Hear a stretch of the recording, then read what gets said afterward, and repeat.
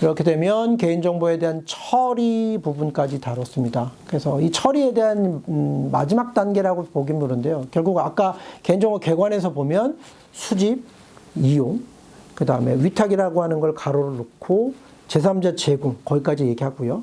그 다음에 관리 부분은 뒷부분에 조금 설명드리겠고요. 관리, 그 다음 모든 목적이 다 달성됐을 땐 파기해야 되는 상황인데 먼저 파기를 말씀드리고 관리라고 하는 복잡한 부분에 대해서는 뒷부분에 설명드리도록 하겠습니다. 파기는 결국 뭐냐면 개인정보를 더 이상 다룰 필요가 없을 땐 파기해야 되는 거죠. 그래서 개인정보 수집 목적이 달성이 되거나 아니면 원래 보관기간을 결정했는데 그 보관기간이 없어졌을 때 그런 경우에는 개인정보를 파기해야 되는 거고, 다만 파기를 하더라도 다른 법령에서 개인정보의 보존이 필요하다고 했을 때는 그 다른 법령에서 개인정보 보존이 필요하다는 기간까지는 보존하지만 기존에 있는 다른 정보와는 분리해서 보관해야 된다는 사실, 그게 중요하죠. 그리고 현행법과 관련돼서는 가명정보에 대한 개념이 조금 들어와서 가명정보의 처리기간의 경과라는 내용. 이전까지는 사실 가명정보를 했을 때 파기의 필요성이 있을까? 파기의 필요성이 없어서 가명정보라고 하면 파기의 예외를 뒀는데 현재는 개정법에서는 가명정보도 처리기간 등 가명정보가 더 이상 필요 없게 되는 경우도 있습니다. 그런 경우에는 가명정보도 역시 파기해야 된다는 사항 때문에 파기와 관련돼서 그 정도 내용이 들어갔고 다른 내용들이 크게 변경된 건 없고요. 이렇게 되면 마지막 카테고리로 파기를 얘기했고, 그러면 그 윗단계, 즉 수집, 이용, 위탁, 제공과 관련돼서 본인이 그 모든 과정에서 관리해야 되는 그 사항들을 좀 설명을 드리도록 하겠습니다. 제일 중요한 건 결국은 내부적인 관리 계획을 세우면서 안전조치를 취해서 개인정보를 제대로 관리하는 게 필요한 거죠. 그 관리를 위해서 실질적으로 관리적인 조치, 물리적인 조치, 기술적인 여러 조치를 취해야 되는 거고, 그런 여러 가지 관리적인, 기술적인, 물리적인 조치에 대해서는 주기적으로 지금처럼 정보 보호에 대한 교육을 실시하거나 입출력된 또는 저장된 개인정보와 저장 매체를 제대로 관리 감독하고 접근 권한을 부여한다든지 접근에 대한 로그 기록을 보관하고, 그다음에 개인정보에 대한 접근은 최소화하면서 암호화 조치를 취해야 되고 보안 프로그램 기본적으로 설치하되 업데이트 제대로 해야 되는 거죠. 그리고 물리적인 접근 방지를 제대로 해야 되는 거고, 우리 법은 친절하게 고시에 최소한으로 어떤 조치를 취해야 될지, 즉 관리적인, 기술적인, 물리적인 조치를 어떤 조치를 취해야 될지 잘 설명하고 있습니다. 그 예시를 한번 보여드릴게요. 이게 표로 이렇게 정리를 했습니다. 즉 내부 관리 계획을 제대로 세우셔야 합니다. 그래서 보호 책임자를 지정하면서 역할과 책임, 취급자는 어떤 일들을 해야 되는지 관리 계획을 제대로 세우고 접근 권한을 제대로 관리하는 게 필요하죠.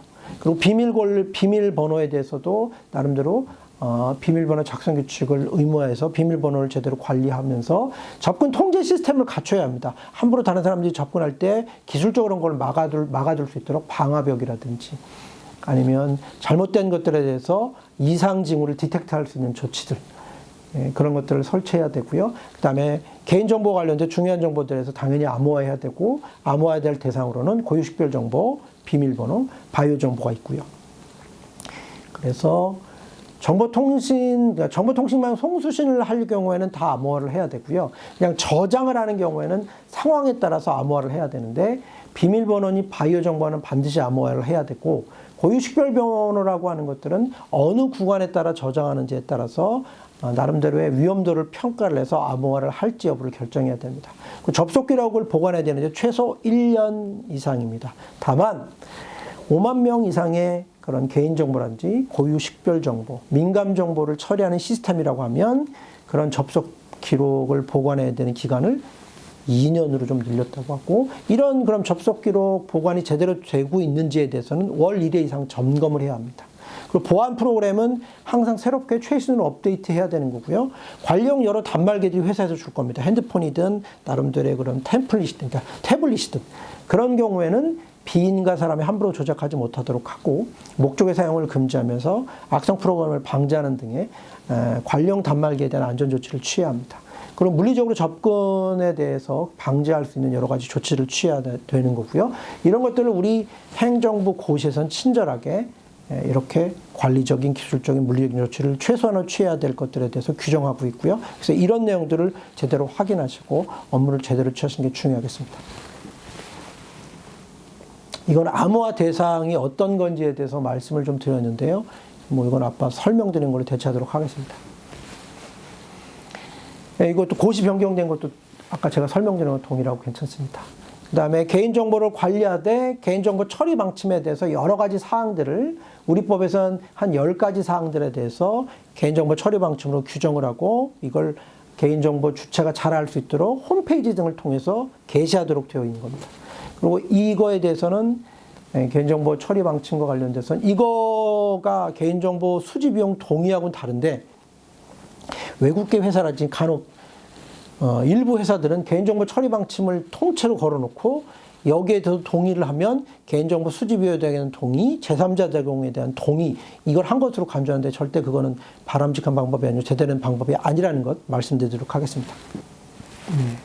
그리고 개인정보 관리의 큰 축으로는 결국은 유출 시 어떻게 통지를 해야 되는 부분인데 이전에는 개인정보, 그러니까 정보 서비스 제공자하고 오프라인으로 개인정보를 처리하는 사람들하고 이런 유출 통제와 관련된 규율을 달리했어요. 근데 이랬더니 이게 어떤 사람이 정보통신 서비스 제공자에 해당되는 것 같으면 24시간 내에 되게 긴급하게 하고 그렇지 않으면 오프라인을 통해서 관련된 개인정보를 처리한다. 이렇게 생각하면 5일 이내에 관련된 정보들을 이렇게 유출 신고를 해야 되는 이런 식으로 해서 같은 사업자라도 할지라도 내가 여긴 이게 해당되는지 저게 해당되는지 조금 헷갈리는 경우들이 있어서 지금은 이걸 다 온오프라인 다 통합해서 결국은 정보 유출 시 5일 이내에 이렇게 통지하도록 되어 있으면서 이 유출 관련된 방법들, 통지 방법들을 다 통합해서 했다.